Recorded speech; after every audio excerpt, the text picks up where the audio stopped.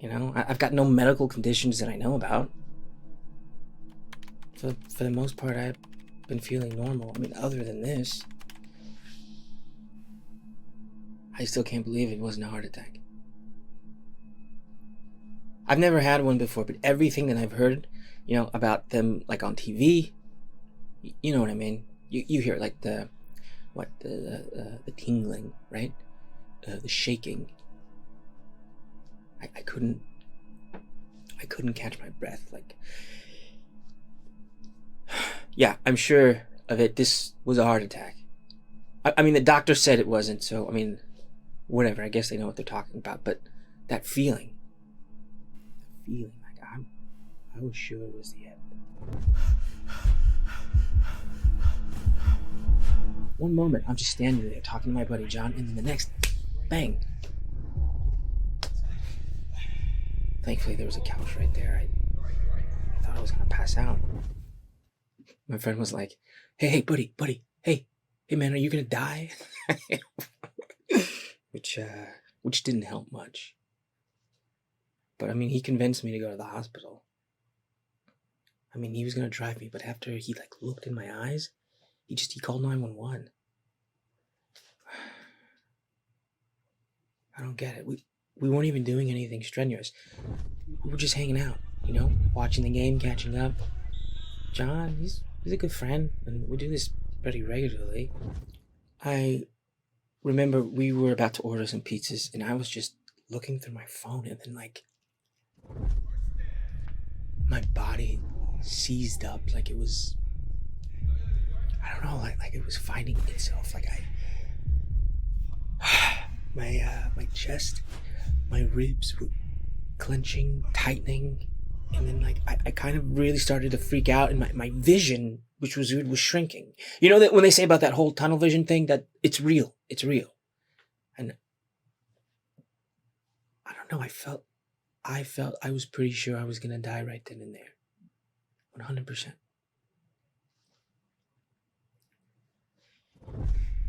John called 911 while we were waiting, and the whole time I'm just trying not to pass out. But also, I remember feeling like I really wanted to just get up and run away, like I could maybe just erase the whole thing if I got out of there. But again, my chest was killing me. It was, I could feel my heartbeat in my ears. All right, I was shaking. I couldn't talk. Man, I feel bad for John. Could you imagine that happening in your living room, right there? So embarrassing.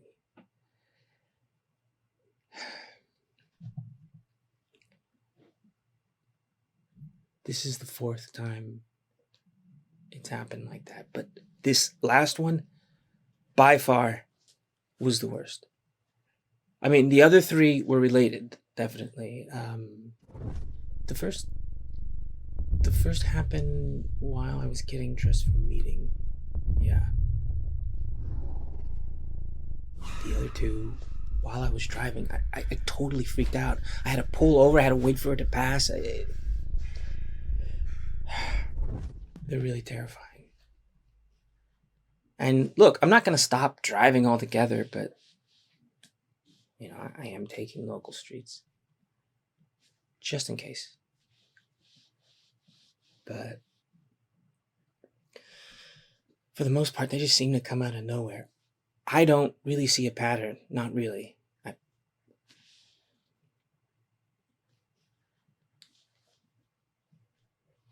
second one was about a month ago.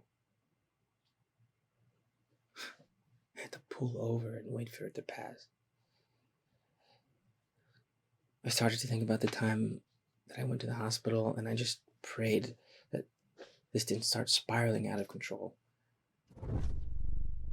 Oh yeah, the doctor just straight up asked me if I was doing drugs or getting drunk. Wait, look at me. Seriously? I told him no, absolutely not. I've got no medical conditions that I know about. For the most part, I've been feeling normal. I mean, other than this, my mood, my attitude. If it's off, then I don't know about it, and nobody is saying anything to me about it. I'm just worried about having another heart attack or whatever this is. This stupid thing. I just wish there was something that I could point to that's off. Look, I'm doing good at work, right? I finished a big project. I mean, my friends are worried about me, but they're sticking with me. And it's not getting in the way or anything. I mean, I got a good life. It's a good life most of the time. I mean, yeah, things happen here and there, but I'm not particularly stressed out or lost. You know, oh yeah, and the doctor asked about hallucinations and ghosts and weird thoughts and if I was afraid or avoided any normal stuff. And no, the answer is no. Nope, none of that. None of that at all.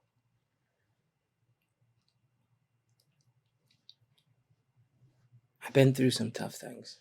You know, I've broken some bones. I dealt with some mildly disturbing stuff, but I mean, as far as trauma,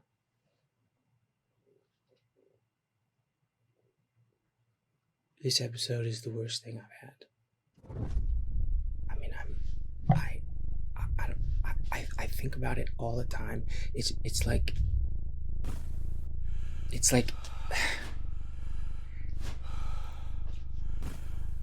just to get by, we need to have a certain level of confidence.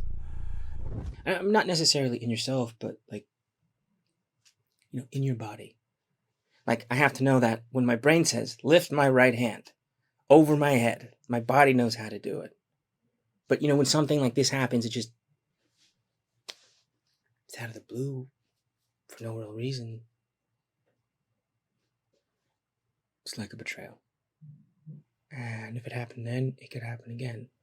And even if I'm ready for it, I'm not going to be ready for it. I mean, you can't be. It's too much. Nobody should have to deal with that.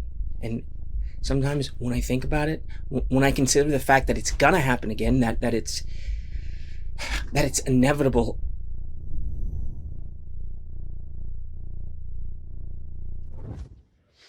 sometimes I think I'd just rather be dead than go through it again. You know. I mean, I'm not gonna do it. No, I'm not even close. But if you were to tell me that another attack was imminent,